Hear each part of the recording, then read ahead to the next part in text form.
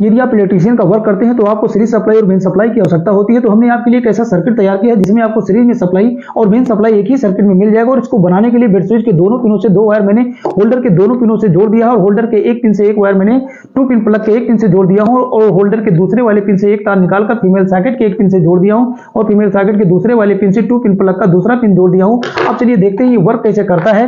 तो यहां ध्यान रहे, ये जो हमारी स्विच है ये इस समय ऑफ रहेगा और जब ये ऑफ रहेगा तो यहां फीमेल सॉकेट में सीरीज में सप्लाई आ जाएगा और इसमें जब हम सीरीज वायर को लगाएंगे और वायर को यहां शॉर्ट करेंगे तो ये हमारा बल्ब ग्लो करेगा। अब हम सीलिंग फैन के रनिंग कॉइल को चेक कर रहे हैं तो रनिंग कॉइल हमारा सही है। स्टार्टिंग कॉइल को चेक करें, स्टार्टिंग कॉइल सही है।